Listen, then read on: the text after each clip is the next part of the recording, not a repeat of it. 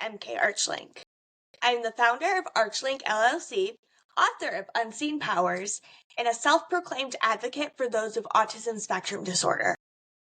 I was professionally diagnosed with level 2 autism spectrum disorder in September of 2022, and I've been working to educate myself on the topic ever since. I'm here to help destigmatize neurodivergencies, starting with autism. That being said, welcome to RAW-tism, a podcast about my autistic experience and opinions on the world. On this podcast, I will be raw and unfiltered.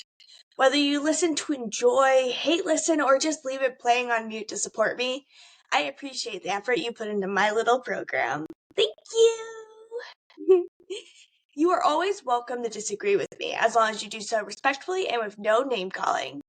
I love you all. If you enjoyed this podcast, please consider rating and reviewing RAW-tism to help others find me. Ensure you're following RAW-tism on your preferred podcast streaming service so you never miss an episode. We post a new episode every Monday, but you never know when we'll throw in a special treat during the week.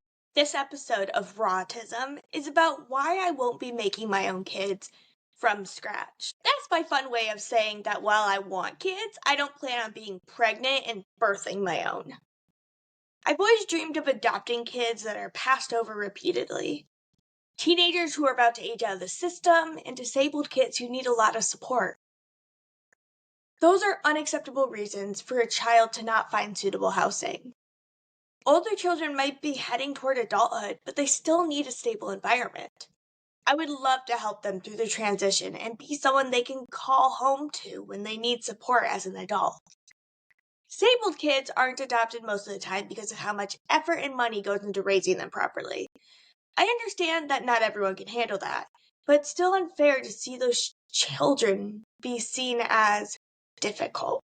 Aside from my desire to adopt, there are also significant challenges that would come with a pregnancy that I'm not willing to face. As most of you know, I have a lot of chronic issues, including migraines and indigestion, which make my day-to-day life more complicated than it should be. Pregnancy can have so many debilitating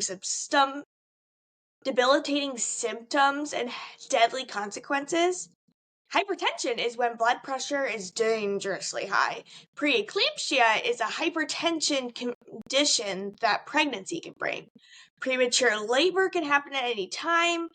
Having the baby too early for it to survive without medical assistance.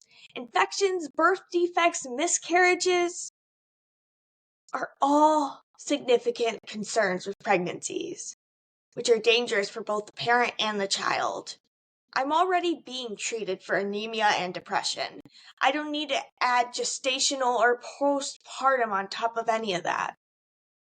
There's also the risk of ectopic pregnancy when the egg implants itself somewhere in the reproductive system that can't help it grow into a baby. There is so much more, but I won't get into it. Pregnancy just has too many risks for me to be comfortable with. I live with risks daily, and I acknowledge that. I drive a car that could crash at any point and kill me. I take certain medications that could potentially poison me if I mess up my dosage. Being in public during the colder seasons is a huge risk because I'm allergic to cinnamon and have asthma, so holiday-scented aromas could affect my breathing or worse. All this is to say, those are risks I am willing to take. I'm not willing to risk the hope of creating a life with my anxieties. If anything happened to my baby in pregnancy, I would blame myself. I know myself well enough to guarantee that. I would never blame anyone else for birth defects or miscarriage, but I don't extend that kindness to myself. I am so hard on myself. And it wouldn't be fair to anyone in my life to put them in a position where they would have to deal with me in that situation. I am pro-choice and believe that the pregnant person is more than just an incubator. The health and safety of the pregnant person matters more than the possibility of creating another life. I believe that strongly and never judge anyone for being stuck in a situation that makes termination necessary. It's sad and I wish they didn't have to go through that, but things like that happen in the world. On the other hand, my mental health would not allow me to put myself first. My depression would tear me down until I had nothing left. I could not, in good conscience, put myself in that situation.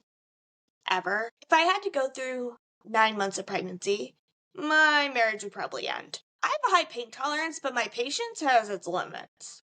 I would annoy the life out of my husband. I'm not cute enough to get away with all the crying, whining, complaining that would come from me during those 40 weeks. It would be a horrible experience for both of us. I already struggle with daily feeling sick to my stomach, sharp headaches, and sore muscles just from existing.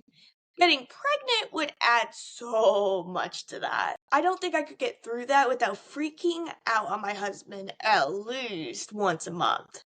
For 9 months, that's a lot on both of us. It wouldn't be fair. Everyone has heard the phrase, a picture is worth 1,000 words. And it couldn't be more accurate. Every picture taken in your lifetime has the potential to last thousands of years. We used to make picture collages using frames that hold multiple pictures. Nowadays, most pictures are stored digitally. Want your pictures to have the same effect as a beautiful photo montage full of precious memories? Try PhotoGrid. PhotoGrid gives your pictures the same fancy presentation as the wooden frames that are used to line the walls of your childhood home. It gives you the ability to put photos together in a decorative way to make sharing them with others that much sweeter. PhotoGrid prides itself on being the best collage app to create stunning images for social media like Instagram, TikTok posts and stories, Facebook posts, banners, and covers, YouTube thumbnails, and Pinterest collections. You can create memory collages, excellent social media content, or stunning images for your new business. Go to the link in my bio to check out the app for yourself. PhotoGrid. Video collage maker. There are many options to raise a baby of your own without pregnancy, but I'd prefer not to use that route either. Most parents who adopt want a baby to raise on their own, so they are more likely to get a home. The more significant issue, though, is my fear of becoming a manipulative and controlling parent. I know myself, and if I spend every day with this little human who doesn't have a personality yet, a blank slate, I would subconsciously push my interests onto them. That's not fair to the kid, and I can't promise myself that it won't happen. That's why I want to adopt, or at least foster, older kids. They already have personalities, and I can have reasonable conversations about what they need from me. Have you ever tried to have a reasonable conversation with a toddler? It's a lost cause. Don't get me wrong, I absolutely love itty bitties. Babies and toddlers are my favorite ages to nanny. On hard days, though, it's nice to be able to leave the kids for the night.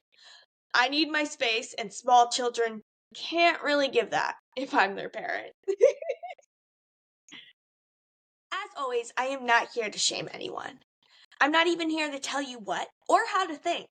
I'm here to share the autistic experience with you from someone who is studying for their graduate certification in autism spectrum disorder, someone who for the first 22 years of their life was under the impression that they were allistic, and as someone who since September 30th, 2022 has finally found their place in the world.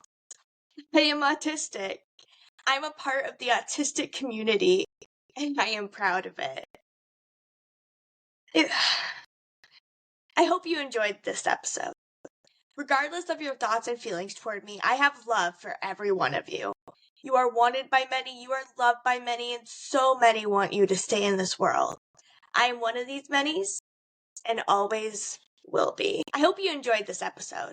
Regardless of your thoughts and feelings toward me, I have a love for every one of you. You are wanted by many, you are loved by many, and so many want you to stay in this world. I am one of these manys, and always will be.